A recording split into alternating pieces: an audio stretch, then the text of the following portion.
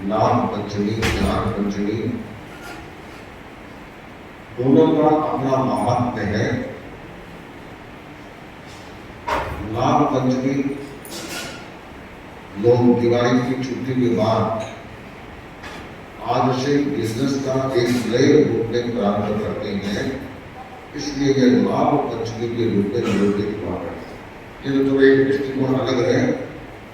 वो हमारी जैन परंपरा में ज्ञान पंचमी के रूप में मान्यता पाता है। आज भी काफी साधु साधियां, कई साधु साधिकाएं आज के दिन उपवास करते हैं और हर शुक्ला पंचमी के दिन कई वर्ष तक इसका उपवास करते हैं, विशेष जप करते हैं, ज्ञान की आराधना करते हैं। आज ज्ञान पंचमी के रूप में क्यों निरूपित हुआ? इसलिए हुआ कि भगवान महावीर का निर्वाण अमावस्या को हुआ। तो निर्वाण होने के बाद लोगों की इतनी भीड़ रही, इतना जन सैलाब उमड़ा कि वाचना और पढ़ाई का क्रम, आगम वाचना का क्रम अवरुद्ध हो गया। नहीं तो प्रतिदिन साधु अन्न नीचे वाले शब्दों को वाचना देते, क्योंकि किताब तो थे नहीं, वाचना देते और वे उसे लर्न करते, सीखते, पढ़ाते और समझाते। और इन दिनों में भयंकर भीड़ रही। आज के दिन वापस वाचना का दौर शुरू हुआ और एक तरह से जब भगवान महावीर थे तब तो स्वयं आगम पुरुष विराजमान थे। अब जो भी पढ़ाने का काम था वे आचार्यों के द्वारा, गणधरों के द्वारा, क्योंकि गणधरों में दो ही गणधर बचे थे, इंद्रभूति गौतम स्वामी और सुधर्मा स्वामी। इंद्रभूति गौतम स्वामी केवलजारी बन चुके थे, इसलिए भगवान महावीर के उत्तराधिकारी के रूप में पांचवें गणधर सुधर्मा स्वामी बने। तो वे आचार्य परंपरा में पहले आचार्य बने। प्रारंभ में जो छंदबद्ध थे, तो आज के दिन सुधर्मा स्वामी ने वापस वाचना का क्रम शुरू किया। इसलिए अभी वर्तमान में जो आगम उपलब्ध होते हैं वे सुधर्मा स्वामी की वाचना कर रहे हैं, सुधर्मा स्वामी की वाचना कर रहे हैं। तो आज के दिन वापस वह पढ़ाई का दौर शुरू हुआ। तीर्थंकरों की अनुपस्थिति में पहली बार वाचना का दौर शुरू हुआ, इसलिए आज के दिन का विशेष महत्व है।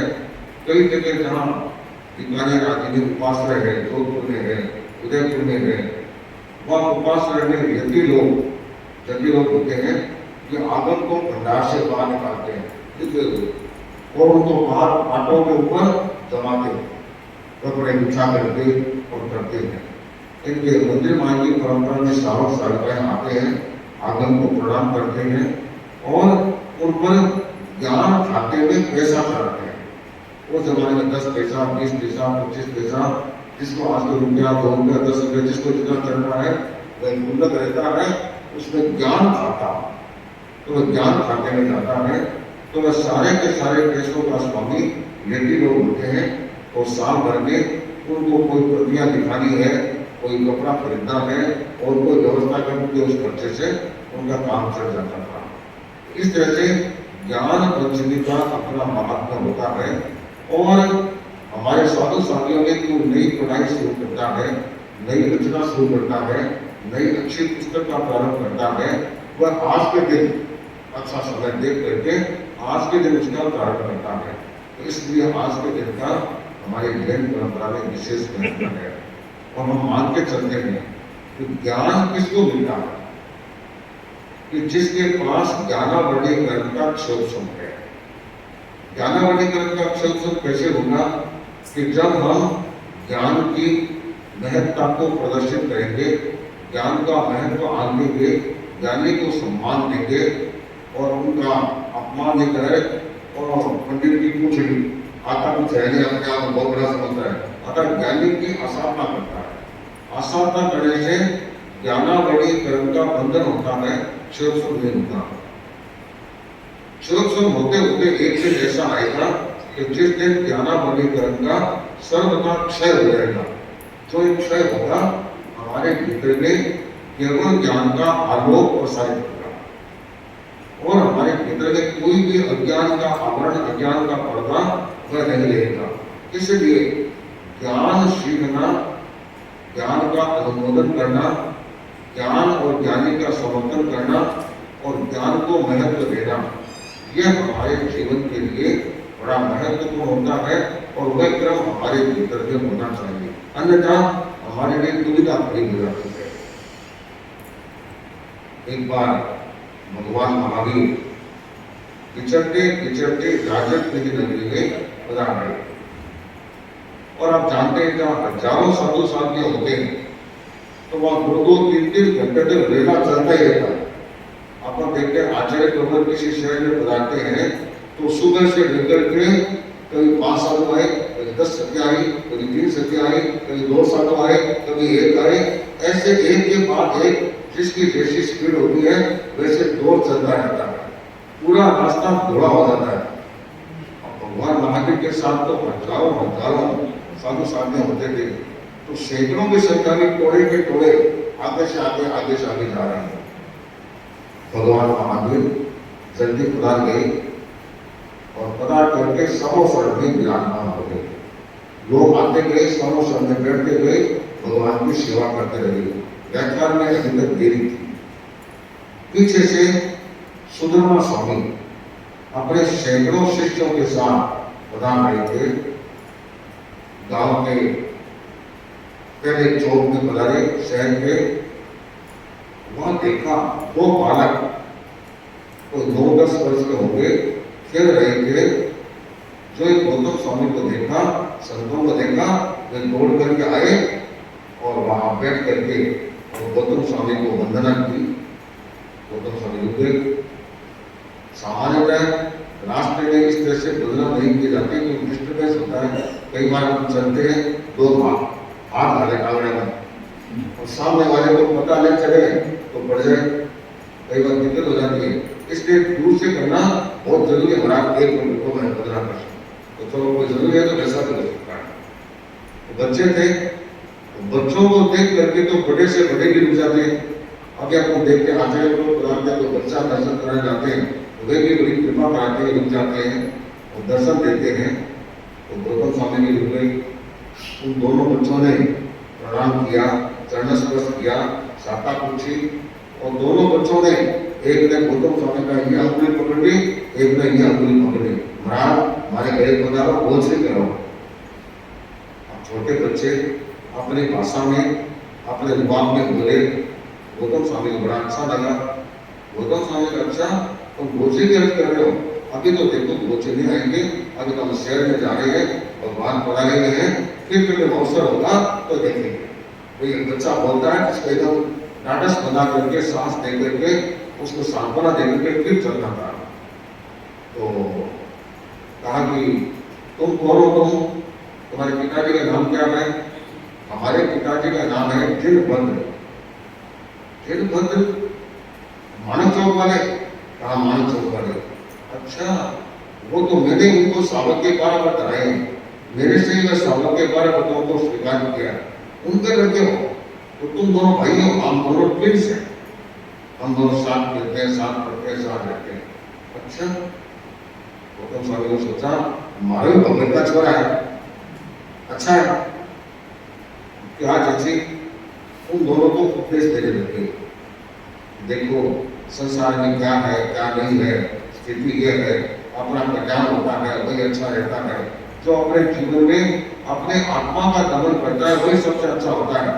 ये संबंध पिता माता भाग्य आदि संबंध है, ये व्यवहार के संबंध है। इस जन्म में ये संबंध है, पिछले जन्म में क्या था, कौन कहाँ था, अगले जन्म में कौन कहाँ जाएगा, इसको क्या पता है। इसलिए अपनी आत्मा का कल्याण करता है वही व्यक्ति अपने जीवन में आगे बढ़ता है। उनको कुछ प्रेरणा, ठीक है, बात कही गई होगी। वो तो सर ठीक है, अब हम चलते हैं, तो आप अकेले क्यों जाते हो, हम दोनों को भी साथ ले जाओ। तो क्या तुम साधु बनना चाहते हो? बिल्कुल, आपने उपदेश दिया ना कि साधु बनना सबसे अच्छा होता है, आप हमको साधु बना दो। गौतम स्वामी ने देखा, दोनों बालकों को ध्यान से देखा, उनको लगा दोनों बच्चे बड़े होनहार हैं, बड़े अच्छे हैं और आगे जाकर के ये अच्छे प्रभाव करने वाले हो सकते हैं। आजकल का जमाना होता तो पहले माता पिता को बुलाओ, उनको लिखित परमिशन लो, लिखित परमिशन के पास गुरु को बोलो, चलो मैंने खुद गुरु थे, उसके बाद दीक्षा की प्रक्रिया होती है। किंतु जो कर्मावीर होते हैं, आगम पुरुष होते हैं, उनके लिए ये निर्णय होता आज्ञा लेना या नहीं लेना, उनको उचित लगे तो वे दीक्षित कर सकते हैं। अच्छा पक्की बात, देखो दीक्षा लेना सरल है, उसका पालन करना बड़ा कठिन है। दीक्षा लेने में तो सेकंडों लगते हैं, और पालन में पूरी जिंदगी भक्ति है। पैदल चलना पड़ेगा, लोच करना पड़ेगा, रात को भूख लग गई, प्यास लग गई तो कुछ नहीं खाने पी नहीं सकते, मम्मी याद आ गई तो कुछ नहीं होगा, मम्मी आने वाले नहीं है और कुछ होने वाला नहीं है। देख लो, आप सब देख लिया, कोई जरूरत नहीं, हम सब समझते हैं, आप हमको दीक्षा दीजिए भाई। उन्हें गृहस्थ के देश में दोनों बालकों को गौतम स्वामी ने दीक्षा दिया, वही रोड पर खड़े खड़े चौक पर। बस मैंने बात संतों से कहा, एक काम करो, इसको साधु के ड्रेस पहना दो। संतों ने संतों के पास कपड़े थे थोड़े बहुत एक्स्ट्रा, उनको साधु का वेश पहनाया, पहना करके जो उनके गहने हार उनके बड़े गदर सेट के रखे थे तो पहने थे, उनके कपड़े सालों को एक कोठे में बांधा और बांध करके एक शख्स से कहा इनकी हवेली माणक चौक में और जाकर के और इनको संभाला कर और उनको बोल देना तुम्हारे दोनों बालक दीक्षित हो गए हैं, दर्शन करना है तो भगवान के समोसर ने अपने दोनों बालकों के दर्शन करो। संतों को भेज दिया। जो ये रवाना होने लगे और पीछे संतों ने कहा कि गुरुदेव सुधर्मा स्वामी की बता रहे। अच्छा सुधर्मा जी आ रहे तो सब साथ साथ चलेंगे, रुक गए। अब इनको फिर देखो, अब तुम साधु बन गए। साधु बनने का मतलब यह है पूरी जागरूकता के साथ साधु बन पाना। साधु बन का मतलब क्या है? राग और द्वेष से ऊपर रहना, न किसी के प्रति राग, न किसी के प्रति द्वेष, न कभी किसी के प्रसाद कसाय से ऊपर रह करके और राग और द्वेष को जीतना पड़े। इस सब के प्रति समानता का व्यवहार, समत्व का व्यवहार, समया धर्म उदाहरण कि समता ही हमारा जीवन का धर्म है, इस बात का ध्यान हमको प्रेरणा है। इन्होंने वंदना की, आपने जो फरमाया इसको हम ध्यान रखें। भाई ये विचार करते ये दोनों वहां खड़े रहे, खड़े खड़े गुरुदेव गौतम स्वामी ने जो प्रेरणा दी, जो शिक्षा दी, जो उपदेशामृत दिया, उस पर अनुचिंतन करने लगे, अनुप्रेक्षा का प्रयोग करने लगे, सोचने लगे तो गुरुदेव ने कितनी गहरी बात कही है कि किसी के प्रति राग नहीं, किसी के प्रति द्वेष नहीं। ठीक बात है। आज तक हमारा अपने माता पिता के प्रति कितना राग भाव था और उनका भी हमारे प्रति राग भाव था, उनका राग भाव होना स्वाभाविक है, हमारा भी स्वाभाविक था। अब अपने को उनके प्रति भी राग भाव नहीं करना है। अपन भगवान के पास जाएंगे, मानो माता पिता आएंगे, हो सकता है उनकी आंखों में आंसू भी हो सकते हैं, किंतु अपने को उस आंसू के चक्कर में नहीं जाना। अगर उस चक्कर में चलेंगे तो मुश्किल हो जाएगा। अपने को तो सहजता में रहता है। आचार्य भिक्षु ने कहा था ना, तो दीक्षा इतने सोई नहीं, घर वाले दीक्षा देते हैं, उनके आंखों में आंसू आते हैं, स्वाभाविक है। किंतु दीक्षा लेने वाले की आंखों में उनको देख कर आंसू आ जाए तो दीक्षा कैसे होगी? बेटी को पीर से ससुराल भेजते हैं, बेटी रोती है और बेटी के माता पिता रोते हैं और जवाई भी रोने आ जाए तो कैसा लगेगा? ठीक लगेगा। क्यों? तो जवाई का अलग रूप होता है, उनका अलग रूप होता है। इसी तरह दीक्षा देने वाले आंसू आ सकते हैं और लेने वाले के चेहरे पर वही प्रसन्नता, वही सहजता, वही प्रेम होना चाहिए। तो इतनी गहरी बात है, उस अनुचिंतन में लगे, गहरे तक पहुंच गए और उस अनुचिंतन में भड़ुकर भी थे, थोड़े थे। तत्काल छठे गुणस्थान से सातवें गुणस्थान में आए, 7वें से 8वें में आए। 8वें में 2 श्रेणी है, उपसम श्रेणी और शपथ श्रेणी। तो शपथ श्रेणी को दिया, 9वें 10वें में पहुंचे, 11वें को छोड़ा, सीधे 12वें गुणस्थान में पहुंच गए। 12वें कुस्थान में पहुंचते ही उन्होंने क्या किया, राजाओं तो कर्मों का राजा किंग ऑफ कर्मा कौन है, मोहनीकरण। मोहनीकरण को क्षय कर दिया, समूह जड़ से उखाड़ दिया। और उखाड़ने के साथ ही क्योंकि जब तक मोह का उन्मूलन नहीं होता, मोह निर्मूल नहीं होता, मोह समाप्त नहीं होता, तब तक कोई भी कर्म आगे से आगे समाप्त नहीं होता। उसका बेस यह है, मोह का क्षय होते ही तत्काल तीन अवस्था में पहुंचे। अवशिष्ट तीन घाटी कर्म, ज्ञानावरणीय, दर्शनावरणीय और अंतराल, तो मोह निर्णय खत्म हो गया, तो तीन कर्म क्षय हो गए। और क्षय होने के साथ ही उनको केवल ज्ञान और केवल दर्शन प्राप्त हो गया। देखो दीक्षा नहीं, तो कोई 10-20 मिनट बीते होंगे और वे केवल बन गए। कर्म है और कोई जिंदगी पूरी कमा देंगे तो भी नहीं होता। ये तो योग की बात है, कर्म की स्थिति क्या है, साधना का कर्म क्या है, समय उसका परिमाप आया नहीं आया, वह सारी चीजें जुड़ती है तब वह कर्म बनता है। अब भाई ये दोनों जानते हैं कि हमको केवल ज्ञान प्राप्त हो गया, वो तो किसी को पता नहीं। सुदामा स्वामी आए, जो गौतम स्वामी को देखा, निकट आए, वंदना की, तो उनसे पर्याय के क्लेश थे, वंदना की, महाराज आप तो बहुत पहले चले गए और आज तो काफी विलंब हो गया। आज सुदामा जी विलंब हो गया, इन दोनों बच्चों के कारण से हो गया। ये दो बच्चों को लड़ गया, ये दोनों आ गए, अंगुली पकड़ ली, वंदना की, हमने इसको उपदेश दिया, उपदेश देने के साथ ही दोनों के मन में वैराग्य भाव उत्पन्न हो गया और मैंने दोनों को दीक्षा दी। उनके सावक जिन बंदे के बेटे हैं, अच्छे सावक हैं, कोई दिक्कत वाली बात नहीं है। देखो सुदामा जी आए, इनको वंदना करो। दोनों आए, दोनों ने वंदना की, सुदामा जी ने गले लगाया, आज तो आपने बड़ा उपकार किया, बड़ा काम किया। छोटी उम्र में अगर कोई दीक्षित होता है तो वह तैयार होकर के लंबे समय तक जिन शासन की प्रभावना करने वाला होता है। बड़ी उम्र में दीक्षा लेता है, वह अपना कल्याण तो करेगा, किंतु प्रभावना लंबे समय तक कितनी कर पाएगा, वह कर पाया करने में। और छोटी उम्र में अगर कोई बनता है तो वह लंबे समय तक प्रभावना करने वाला होता है। आचार्य तुलसी के 22 वर्ष की उम्र में आचार्य बन गए, तो लंबे समय तक उनको आचार्य काल मिला, तो लंबे समय तक उनको काम करने का अवसर मिला, वो कितने कितने कार्य किए। तो बचपन में दीक्षा देने वाला अगर प्रॉपरली तैयार हो जाए, ज्ञान साधना आराधना से, तो कितना अपना तो कल्याण करता ही है, जन साधारण को भी कल्याण के रास्ते पर ले जाता है। तो बहुत अच्छा काम किया भाई, ठीक है। अरे तुम दोनों आगे देखो, देखना ध्यान रखना, साधु होते हैं ना, नीचे के देख के चलते हैं। इंडिया समिति से देखना, कोई कीड़ी मकोड़ी जीव जनावर कोई आ जाए तो देख देख के चलना, टाल करके चलना, इस बात का ध्यान रखना। अब गौतम स्वामी को क्या पता है, ये सब कुछ पता है, उन्हें तो अपने छदमस्त व्यवहार से बोलते तो कह दूसरे ध्यान रखने का बात, उन्होंने भी कुछ नहीं बोला। भाई काम करके चलो, भगवान प्रोसेस को होने वाला है, अपने विलंब हो गया, तेज गति से चले, सीधे समोसर में पहुंचे।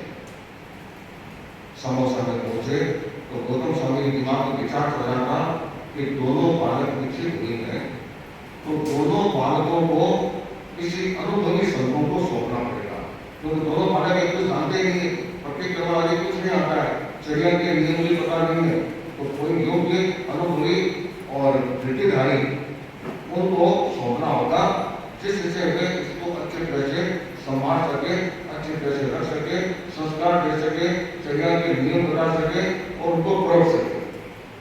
तो वे भगवान के पास आए, भगवान के पास आकर वंदना की।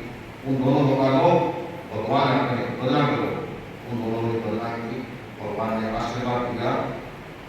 अब कोई भी संत काम करते हैं तो उनके मन में होता है कि मैंने काम अच्छा किया या नहीं किया। गुरु शाबाशी देते नहीं देते, गुरु की शाबाशी मिल जाती है तो क्या सोचता है, मैंने अच्छा किया। कोई बेटा काम करके आता है और माता पिता है तो बहुत अच्छा काम करता है, उसको बड़ा सेटिस्फेक्शन मिलता है। एक कुछ नहीं करे, काम कर रहे तो उसका मन मायूस हो जाता है, जब कारण स्वामी थे, उन्होंने सोचा भगवान को मैं निवेदन करूं, भगवान ये दोनों बालक मुझे बड़े भक्ति में लगे, रास्ते में मिल गए थे, मैंने इन दोनों को रास्ते में प्रेरणा दी, इन दोनों के भीतर में साधु बनने की इच्छा जागृत हो गई और इन दोनों को मैंने दीक्षित कर दिया। तो भगवान ये मेरे रास्ते में इस कारण से निर्मित हो गई। गौतम तुमने बहुत अच्छा काम किया, बढ़िया काम किया, जिसो सवा से दीप में जिसो होते बड़े गुरु कहते उसके बाद कितनी खुशी होती है। गौतम स्वामी ने सोचा चलो आज का जो टाइम लगाया वह हमारा अच्छा निर्देश हुआ कि दोनों बालक भगवान ने भी इसकी सराहना। अब गए पीछे मुड़ करके देखा, फिर संतों को संत देखते हैं ये गौतम स्वामी है, ये किसी की सुनते नहीं, अपने ढंग से करते हैं और छोटा छोटा दूध हुआ बालक को दीक्षित किया है। अब कब ये 14-15 साल के होंगे तब तक इनकी परवरिश करो, पालन पोषण करो, इनकी साफ सफाई करो, इनका ध्यान रखो, इनको समझाओ, इनको पढ़ाओ, इनको दिखाओ, इनको तैयार करो, कितना कितना करना पड़ेगा। किंतु वो तो बड़े गुरु को कौन बोले, वो सब देख के बताने किसका नंबर आएगा और गौतम स्वामी किसको बोलेंगे। इतना ही दोनों बालक पास से जिसके और भगवान का समोसन होता है, वहाँ अलग अलग कैटेगरी के लोगों के लिए अलग अलग भाड़े बने होते हैं, जैसे जहाँ बड़े बने होते हैं ना, वे बने होते हैं।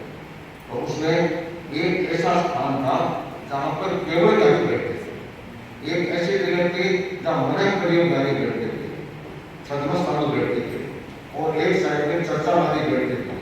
तो गौतम स्वामी का स्थान तो पास में फिक्स था, वे दोनों केवल गाड़ी के भाड़े पे चले गए और उसमें अंदर प्रवेश किया। इतने में स्थगित मुनि को बुलाया, पीछे लेकर दोनों गाय, दोनों सारा भाग गया, देखकर कहाँ गए, अरे अरे अरे इधर आ गए, वहाँ मार रहा है, वह जगह तुम्हारे लिए उचित नहीं है कि तुम्हारी पीढ़ी में इधर उधर क्यों बोलते, वह जगह तो हमारे लिए ठीक है, हमारे लिए उचित जगह तो वही रहेगी। हाँ, सब ये सोचते हैं हमारे लिए वही जगह ठीक है। अभी तक तुम्हारा गुरु है ना, वह किसी साइड में बैठता है, उस भाड़े में नहीं बैठता है, उसको भी हक नहीं बैठ देगा, क्योंकि उसके पास केवल ज्ञान नहीं है। किंतु ये केवल ज्ञानी होते हैं ना, वे बैठते हैं, बिना केवल ज्ञानी की कोई बैठता नहीं है। तुम अभी छद्मस्त हो, छद्मस्तों की जगह भगवान के राजू से आते हैं, यहाँ बैठता। अब भगवान जी से विराजमान थे, भगवान ने कहा बेटा तुम केवलियों की आशा मत कर रहा है। जो कहा हुसैन ने केवलियों की आशा का कर रहा हूं, तो क्या ये दोनों बालक केवली होंगे? भगवान की वाणी में तो संदेह है नहीं, असंदिग्ध तो वाणी होती है, ये केवल नहीं होंगे। तो आश्चर्यचकित हो गया, हाथ जोड़ के बोले गुरुदेव ये दोनों बालक केवली, हाँ ये दोनों बालक केवली हैं और तुम कहते हो छद्मस्त है, ये तुम उनकी आशा न करे। केवली को छद्मस्त नहीं कहा जा सकता और छद्मस्त को केवली नहीं कहा जा सकता, यह असत्य संभाषण होता है। भाई तत्काल गौतम स्वामी इतने महान दोनों बच्चों को गले लगाया तो भाई तुम धन्य हो, अब तुम्हारी व्यवस्था करने की कोई जरूरत नहीं है, जहाँ मर्जी हो वहाँ बैठो, जहाँ मर्जी हो वहाँ घूमो, जो कुछ करना है करो, तुम्हारे पास कोई अंकुश नहीं, कोई कल्प नहीं, तुम सब कल के जानकार हो, तुम्हारे लिए कोई बंदिश नहीं। इधर तो बड़ी खुशी हुई कि मैंने अभी दीक्षित किया और दीक्षित होते ही वे दोनों केवली बन गए।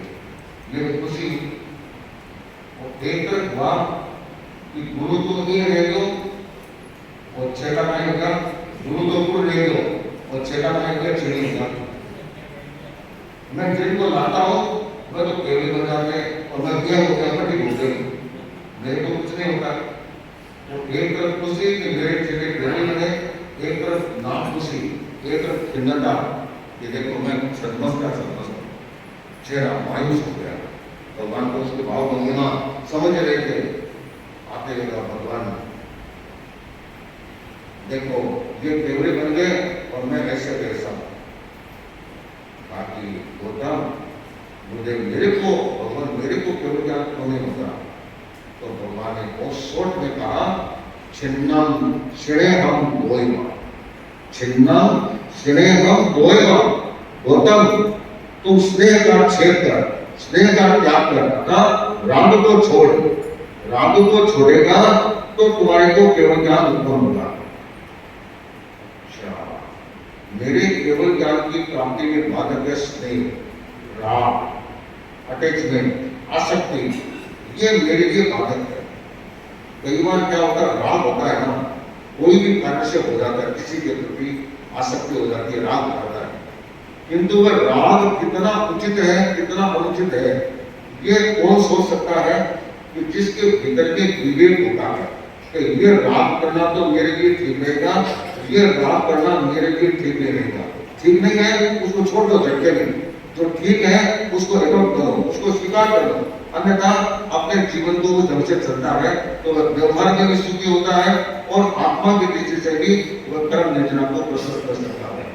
तो गौतम स्वामी ने सोचा भगवान के लिए राग, किसके प्रति राग है? सर्वों के प्रति राग है? नहीं। लोगों के प्रति राग है? नहीं। तो क्या मेरे अपने शरीर के प्रति राग है? नहीं। तो मेरा राग किसके प्रति है? तो मेरा राग ही नहीं किसी के प्रति, तो राग किसके प्रति है? भगवान। सबसे ज्यादा निकटतम कोई होता है तो वह अपना शरीर होता है। तो मेरा अपने शरीर के प्रति जो राग है, मुझे लगता है मेरा कि राग लोगों के प्रति राग कैसे होगा? गौतम तू ठीक कहता है, तेरा अपने शरीर के प्रति राग नहीं है, पर तेरा मेरे शरीर के प्रति राग है। भक्ति श्रद्धा अलग चीज है, उसके साथ साथ मेरे शरीर के प्रति भी तुम्हारा राग है। ये राग जब तक रहेगा, जब किसी के प्रति क्यों ना हो, तब तक केवल ज्ञान प्राप्त नहीं होगा। तब भगवान लगता है मुझे एक दो जन्म और करने पड़ेंगे, तब जाकर के मुझे केवल ज्ञान होगा, क्योंकि मेरा आपके प्रति ममत्व भाव छोटे ऐसा लगता नहीं है। होता तुम जन्म शरीर हो, इसी भाव में मोक्ष जाने वाले हो, एक दिन एक पल ऐसा आएगा कि तुम्हारा मोक्ष छिन्न नहीं हो जाएगा। हमने सोचा चलो भगवान ने आश्वासन दे दिया, आजकल का जमाना आरक्षण का है हर चीज का, तो मेरे लिए मोक्ष की सीट भगवान ने आरक्षित कर दी, रिजर्व कर दी, तो मेरा एक दिन तो मोक्ष होगा, किंतु ये समझ में नहीं आ रहा कि मेरा मोक्ष होगा कैसे। तो भगवान कहते हैं तो संदेह का कोई अवकाश नहीं है, मेरे लिए मोक्ष निश्चित रूप से होगा। अब वह दिन कब आएगा उसका अपन इंतजार करते हैं। तो मन में एक आश्वस्ति मिल गई कि मेरा एक दिन मुक्ति श्री का वर्ण होगा, तो यह इसके मन में प्रसन्नता हो गई। अब देखो, जब तक ज्ञानावृणि कर्म रहता है, ज्ञानावृणि कब तक रहता है? जब हमारे भीतर में भावों की उच्चता नहीं आती है, राग और द्वेष से जकड़े हुए रहते हैं और उसके बाहर निकलने की चेष्टा नहीं करते हैं, ज्ञानी और ज्ञान का सम्मान। गौतम स्वामी ने कई तरह से कह दिया, अरे मैं तो तुम सर्वस्व हो, तो ये भी गलत हो गया, तो भगवान ने ऊपर ठोक दिया। किंतु वे कितने महान, जो प्रमाया छोटे शब्दों को गले लगा दिया और खमक खाना कर दिया। तो ऐसा गलती हो सकती है, किंतु उसको स्वीकार करने में भी भूल नहीं होनी चाहिए। इसलिए हम अपने जीवन में राग, देखो संसार है, संसार किसके बल पर चलता है? राग के बल पर चलता है। राग नहीं हो तो दुनियादारी नहीं चलेगी, घर गृहस्थी भी नहीं चलेगी, राग तो रहेगा, किंतु राग कहाँ करना? जहां भी करते हैं राग कभी भी धार्मिक दृष्टि से उचित नहीं होता, पर व्यवहार में प्रशस्त राग और अप्रशस्त राग। प्रशस्त राग में होता है कि जो उचित व्यक्तियों के साथ किया जाता है, अप्रशस्त राग में होता है कि जिनके प्रति करना उचित नहीं है, तो वह गलत होता है। जैसे आचार्य भिक्षु के समय आया ना, वो एक भाई भिक्षा के लिए तैयार हुआ, तो कहा कि भगवान में मेरी माँ बूढ़ी है, उनकी सेवा करनी है, उनको 100 वर्ष हो जाएगी, भिक्षा होगा। कुछ वर्षों के बाद आचार्य भिक्षु उस गांव में पधारे, तो कहा कि अरे तो कहते मेरी माँ है, तब तक मैं है भिक्षा ने, तेरी माँ ने 100 वर्ष पूछ गया, बोल क्या भावना है? कि गुरुदेव मगर की निर्णय है ना, आप ऐसा राम हो गए। आचार्य भिक्षु ने कहा माँ तो एक दिन को नहीं चलेगी, मेरे डॉक्टर तो बड़े को खरा साधु को मारे हो क्या करेगा? जब तक राग नहीं छूटेगा तब तक कुछ नहीं होगा। ये अप्रशस्त राग था, माँ के प्रति था, उसको व्यवहार में प्रशस्त बोलते हैं, बाकी इधर उधर होना अप्रशस्त है। इसलिए राग कहाँ पर है? इसका विवेक हर व्यक्ति के भीतर में होना चाहिए, तभी वह आगे बढ़ सकता है। और आज ज्ञान पंचमी के दिन हम ये संकल्प करें कि कुछ न कुछ सीखें, कुछ न कुछ चिताना करें। आज काफी लोग बैठे हैं, कईयों ने 25 को भी सीखे होंगे, प्रतिक्रमण भी सीखा होगा, कईयों ने घूमते काम किया होगा, भूल बनाते भी नहीं होंगे। आज के लिए संकल्प करें, आपको जो सीखा हुआ है आप उसका डेली किताब देख करके भी रिवीजन करेंगे। 10, 20, 30 बार रिवीजन करेंगे, इतने में धीमे धीमे अपना निकट हो जाएगी और याद हो जाएगा। जितना हम चिताना करेंगे, चिताना संभव नहीं है, याद करना संभव नहीं है, तो धर्म की किताब भी पढ़ते हैं तो क्या होगा, हमारे भीतर में ज्ञान की स्फूर्णा होगी। और जितनी ज्ञान की स्फूर्णा होगी उतना हमारे ज्ञानावली कर्म का सेवक हो सकेगा। इसलिए हम हमारे जीवन में ज्ञान को महत्व दें और ज्ञान के साथ जीना सीखें और विविध मुक्ति ज्ञान हम करें, आध्यात्मिक ज्ञान भी करें। ठीक है, थोड़ा बहुत उससे जुड़ा हुआ व्यवहार का ज्ञान भी हो जाता है, वह भी हो सकता है। ज्ञान अपने आप में सर्वस्व भाव है, किंतु ज्ञान का उपयोग किस रूप में करते हैं वह दुरुपयोग सदुपयोग ना सकता है। ज्ञान तो ज्ञान ही होता है। इसलिए इस ज्ञान को छूने के लिए हम ज्ञान की चेतना को जगाएं, इसी भावना के साथ। ओम